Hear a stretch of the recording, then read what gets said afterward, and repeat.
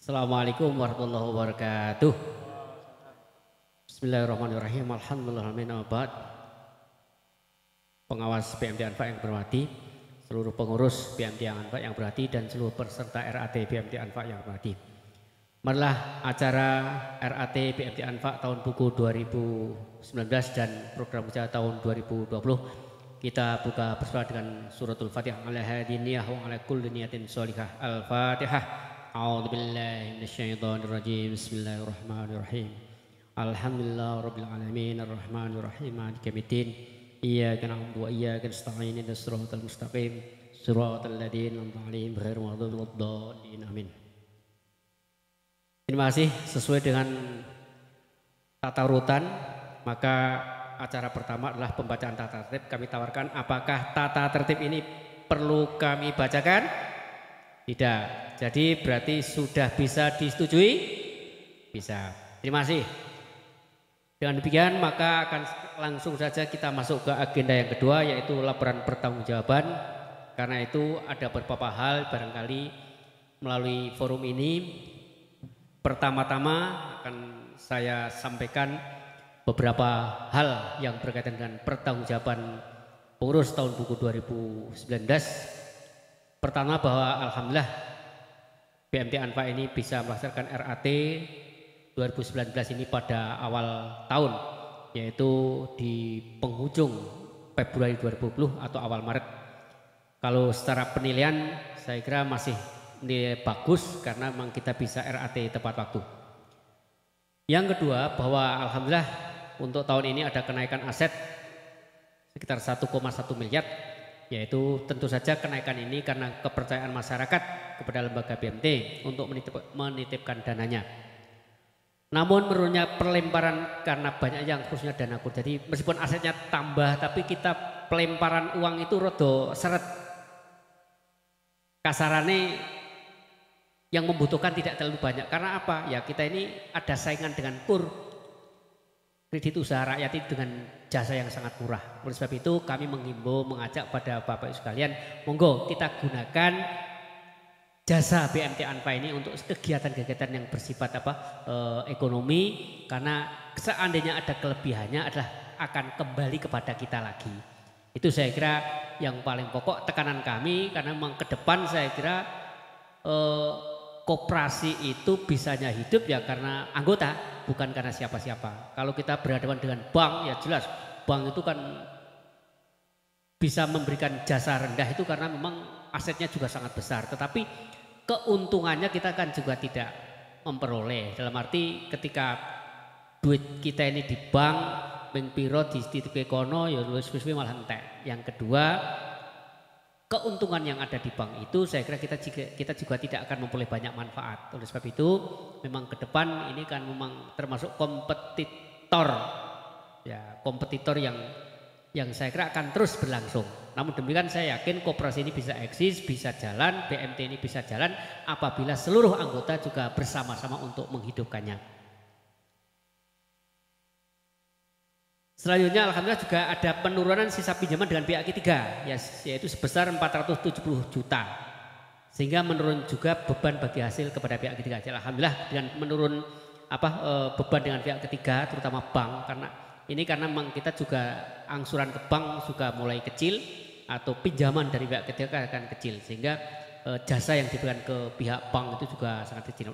Oleh sebab itu tadi sesuai dengan anjuran dari Ketua MBC, apabila nanti itu dana yang dari masyarakat itu besar, saya kira kita sudah tidak perlu lagi menggunakan pihak-pihak ketiga. Dan sekarang ini nyun sewu, bank atau sindikasi pihak ketiga terutama lembaga keuangan besar itu kan sering memang dietek-etek ke BMT itu. Karena memang apa, ketika dia meminjamkan ke BMT itu kan dia tinggal tidur saja kan uangnya sudah beredar, dia tidak usah bikin kantor kas, tidak usah bikin macam-macam, dia sudah memperoleh sesuatu. Nah, ini saya kira ke depan kita jangan seperti itu. Kalau bisa, nek iso pemupukan modal itu berasal dari kita sendiri, sehingga nanti kita juga akan kembali ke kita lagi. Ini bisa berasal dari perorangan atau kelompok-kelompok kecil, komunitas, bisa dari PKK, yasinan, kelompok-kelompok jamaah-jamaah apa itu, saya kira itu sangat sangat baik apabila itu bisa dilakukan. Selanjutnya bahwa sejak 1 tahun yang lalu pernah kita coba untuk kita gulirkan tentang anfa numat. Jadi kita ini punya angan-angan nek iso duwe numat. Nah, tempatnya sekarang sudah ada. BMT itu sekarang sudah punya tempat di Selatan SD Pucang, itu ada 4 plong bangunan seluas 475 meter persegi lantai 2. Jadi di bawah ada lantai, di atas ada lantai. Ini adalah memang desain rencananya adalah dalam rangka untuk Numart tersebut. Nah, ini kalau bisa dilakukan saya kira sangat banyak manfaatnya. Nah, tentu saja untuk Numart ini kan kita butuh modal. Nah, kita tidak mungkin kita modal dari pihak ketiga. Kalau bisa ya modal dari kita sendiri yang tidak akan mengganggu sirkulasi yang dipinjamkan. Oleh sebab itu saya kira apa yang disampaikan Pak Haji Sobihan tadi selaku MBCNU saya kira sangat tepat apabila kita bisa barangkali nanti kita melakukan penggalangan dana yang dititipkan di BMT dalam rangka untuk mewujudkan Numart tersebut. Ya tentu saja mungkin investasi yang perlu kita tanamkan di situ ya mungkin sekitar 300-400 juta saya kira untuk awal, karena untuk modal tempat sudah ada. Tempat kita sudah tidak ada masalah. Itu kita beli 2 tahun yang lalu 1,3 miliar. Ini alhamdulillah kita sudah punya aset di sana dan ini tidak mudah untuk memperoleh tempat di pinggir jalan, itu sekarang juga tidak mudah. Alhamdulillah kita sudah punya sehingga satu saat kita mungkin akan mengembangkan Numart, kita sudah ada tempatnya. Jadi kami mohon dukungannya ke depan bagaimana supaya Numart ini bisa terwujud, bisa menjadi kebanggaan kita semua. Tentu saja dari kegiatan Numart tersebut nanti akan memberikan manfaat kepada seluruh warga yang ada di Kecamatan Secang maupun khususnya warga Nahdien yang ada di Kecamatan Secang ini. Selanjutnya yaitu alhamdulillah ya, makin meningkatnya kepercayaan masyarakat. Sejauh ini masih perorangan sehingga ya. Jadi ada peningkatan kepercayaan ke masyarakat, tetapi kalau tabungan dari masyarakat ini kelemahannya kan nyun sewu sering bisa diambil sewaktu-waktu sehingga kan gampang goyang. Jadi kelemahan tabungan yang perorangan, baik itu tabungan yang bersifat non deposito maupun deposito. Kalau deposito mungkin bisa dijangka, oke arek dijikuk bulan ini. Tetapi kalau yang non deposito kan bisa sewaktu-waktu, itu kelemahannya. Nah, oleh sebab itu kami mungkin punya satu pandangan bagaimana supaya uang-uang yang bersifat dari komunitas ini lebih ditekankan. Contoh uang dari masjid kan mungkin dijikuk sewaktu-waktu, paling nek gunake ya seberapa, atau mungkin nek arek bangun juga mungkin juga sudah ngabani dulu. Tetapi kalau dana perorangan, Allah maunya si X punya duit 300 juta di situ. Kalau seandainya mau diambil kan kita ya harus boleh uang itu uangnya hak seperti itu. Nah, ini kan sisi kelemahannya sehingga kadang-kadang ketika itu harus diinvestkan yang jangka panjang ini kan juga bisa jadi masalah. Nah, oleh sebab itu barangkali ke depan kami juga mengajak pada semua peserta RAT ini untuk bisa ya memberikan penguatan, memberikan himbauan kepada komunitas-komunitas jamaah yasin atau masjid atau musola atau kas-kas apapun jenisnya untuk bisa dititipkan sehingga itu bisa menjadi instrumen pembiayaan yang bersifat jangka panjang yang tidak sewaktu-waktu diambil.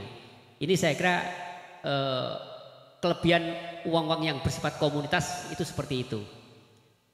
Nah, utamanya masjid, ora mungkin kalau masjid itu kan toko dadak arek dijikuk itu ora mungkin, apalagi jumlahnya banyak. Biasanya nek arek ambil itu mesti ada program untuk merenovasi atau apa. Itu pun biasanya secara kebiasaan tidak pernah diambil dalam jumlah besar, tapi skor sidik.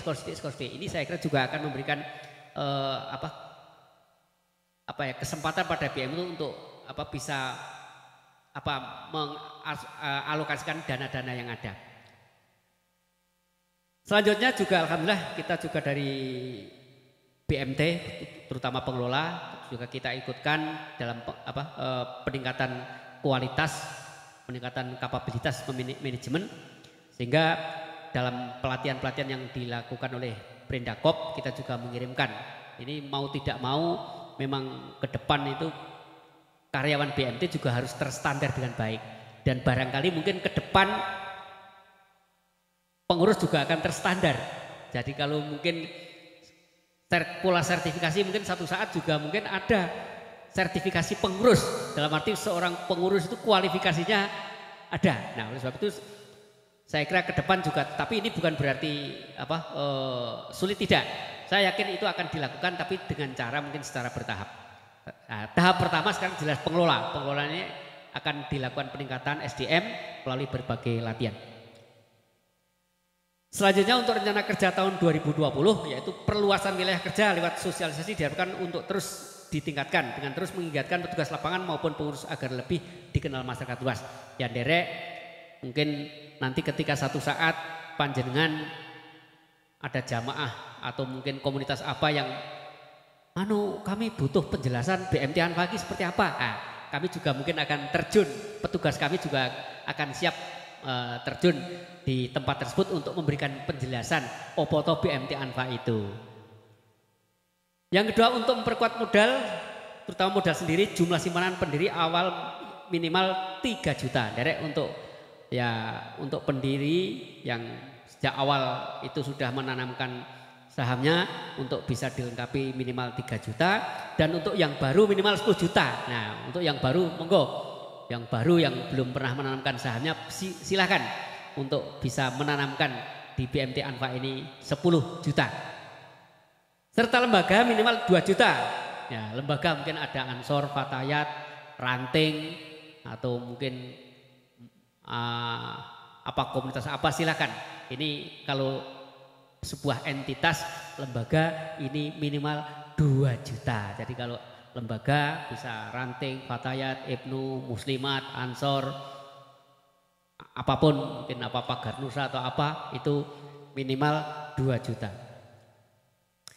Promosi dan terobosan yang inovatif untuk mengatasi persaingan agar tidak menjadi kendala khususnya dalam pelebaran agar debat dan disifatnya segera. Jadi kita akan tetap melakukan inovasi. Tadi mungkin seperti sudah disampaikan oleh Prindakop, ke depan era digital itu kan memang sudah tidak bisa dielakkan lagi, tapi saya yakin kita ini punya kelebihan yaitu solidaritas. Digital karena mungkin untuk orang-orang zaman now memang yang zaman rodok kuno kan lebih baik cash. Makanya sing konglomerat gede-gede orang ngerti digital yang gede banget kayak semacam itu. Saya yakin itu digital itu kan era sekarang yang eranya Pak Nadiem Makarim itu kan memang tapi untuk era-era yang dulu yang sekarang mungkin 100 konglomerat itu dia ngelumpukin duit itu bukan karena digital tapi dia karena gigih. Jadi oleh sebab itu ini hanya orang-orang baru aja, tapi kita tidak bisa menutup mata bahwa ke depan seperti itu. Tapi tidak perlu khawatir Pak Ratiman. Wah, ini nganggo digital sesuk terus piye arek utangnya mumet menganggo digital. Enggak, saya kira kita tetap akan mengakomodir. Kita tidak akan seperti itu. Jadi kita pakai model-model konvensional enggak apa-apa. Daripada digital nabung 100.000 nabung digital mendingan nganggo manual yang 1 juta semacam itu kan. Karena biasanya nyun sewu banyak orang yang ada duitnya itu malah nggak pernah urusan dengan digitalisasi itu, tapi duitnya gede. Nah ini saya kira kita juga harus realistis. Jadi nggak usah terlalu terkaget-kaget dengan digitalisasi itu, karena memang saya kira itu juga memang sistem itu untuk era-era milenial zaman now. Tapi saya kira kita tidak usah terlalu kaget dan juga kemaruk, karena kalau kemaruk juga repot. Kemaruk digital itu kadang-kadang juga menyulitkan kita sendiri juga. Ketika kita belum siap, pasar kita belum siap, kita paksakan justru malah itu menjadi persoalan.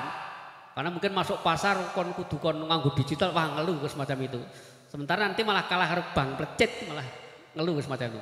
Ini saya kira seperti itu. Jadi ibu-ibu tidak usah perlu takut.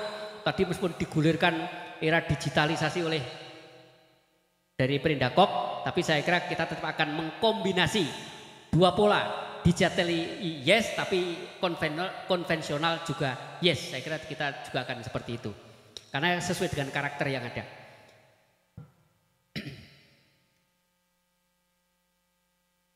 Ya, saya kira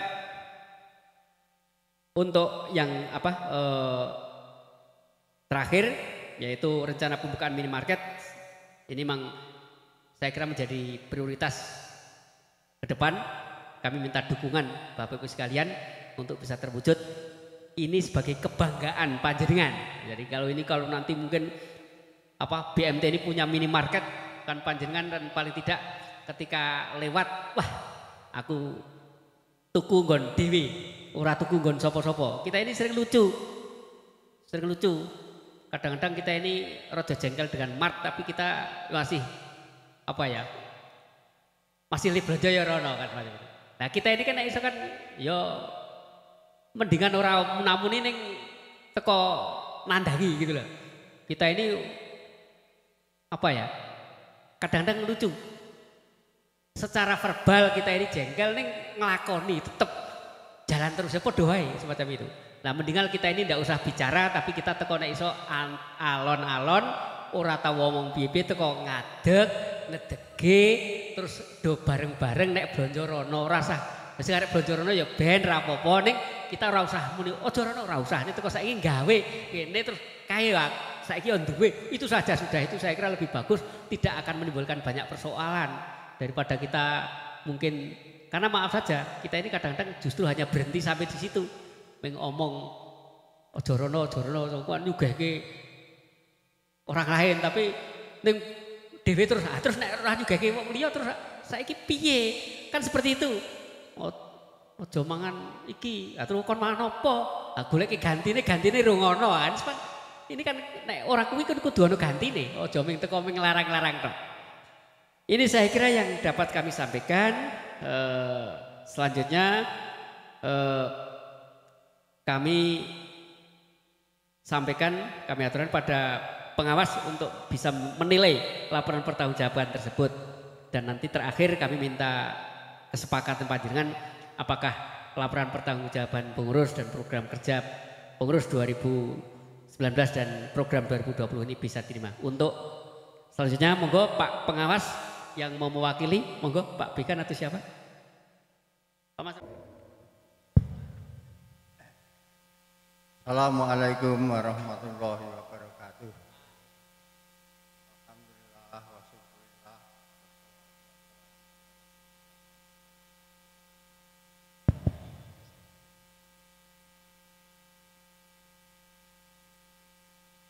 Kami akan membacakan hasil pemeriksaan kami bertiga dalam tahun 2019.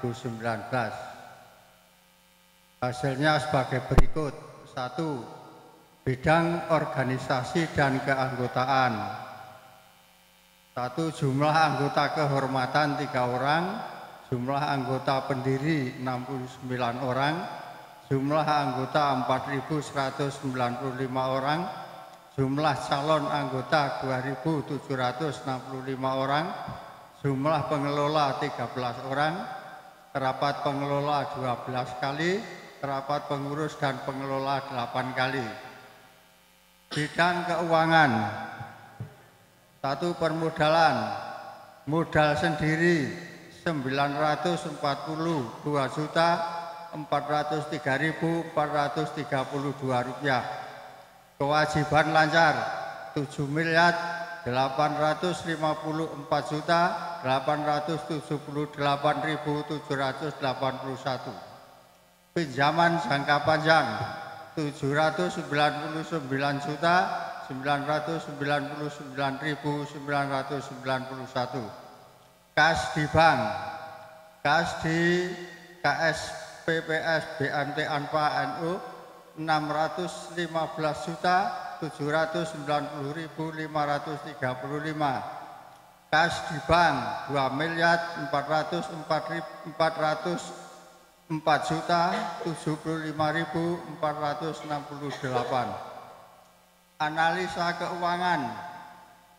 Rasio likuiditas. Rasio lancar 7.600.000 688.767.604 per 799.991 dikalikan 100% mendapat 961,09%. Rasio kas 2.404.075.468 dibagi 4.559.759.450 dikalikan 100% menghasilkan 52,31%. Rasio solvabilitas 799.991 dibagi 942.403.432 dikalikan 100% menghasilkan 84,889%. Profitabilitas 29.700.493 dibagi 912.702.939 dikalikan 100% hasil 3,254%. Bidang administrasi dan pembukuan. Administrasi buku organisasi lengkap dan dikerjakan. No tulen rapat baik. Barang terrepresentasi. Pembukuan sudah menggunakan standar akuntansi komputer. Bidang kegiatan dan usaha. Kegiatannya mujahadah setiap Jumat Kliwon. Rapat rutin pengurus, rapat rutin pengelola, menyantuni anak yatim, membantu kegiatan sekolah-sekolah Mu'arif dan Muslimat NU, membantu kegiatan-kegiatan NU dan Banor. Usaha simpan pinjam. Produk-produk simpanan KSPPS BNT Anfa NU. Simpanan mudharabah, simpanan bersangka mudharabah, arisan mudharabah, simpanan pensiun mudharabah, simpanan haji mudharabah, simpanan tarbiyah mudharabah. Produk-produk pembiayaan mudharabah, pembiayaan musyarakah, pembiayaan murabahah, pembiayaan kurdulasan.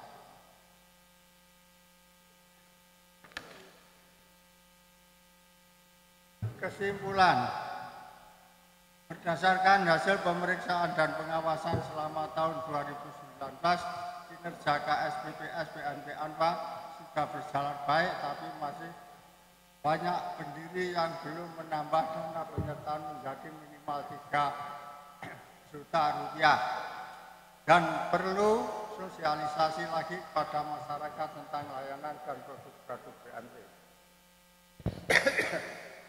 Saran bagi anggota pendiri supaya pada tahun 2020 ini segera menyesuaikan dana penyertaan sebesar 3 juta.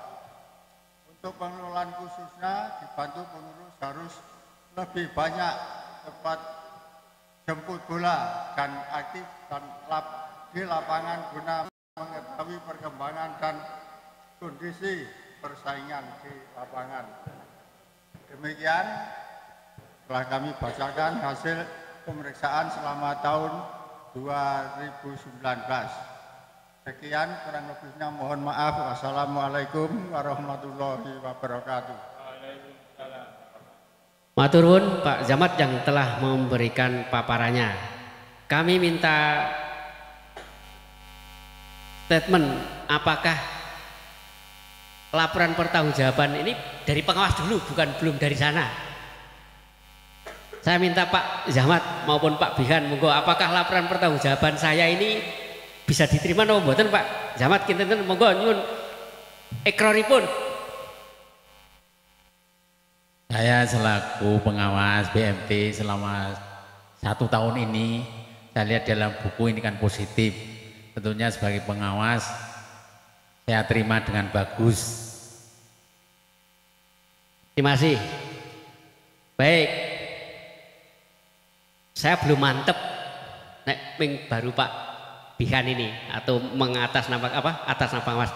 Saya minta dari peserta RAT ini, apakah laporan pertanggungjawaban BMT Anfa tahun buku 2019 dan program kerja BMT Anfa tahun 2020 ini dapat diterima? Alhamdulillah. Terima kasih Bapak sekalian.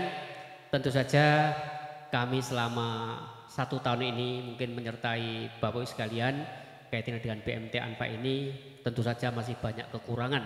Oleh sebab itu meskipun secara formal, secara resmi panjenengan untuk sudah bisa menerima laporan pertanggungjawaban ini dan program kerja ini, namun demikian tidak tertutup kemungkinan apabila mungkin ada saran, usul di luar rapat ini demi kebaikan kita semua, kami akan tetap merespon demi kebaikan kita semua.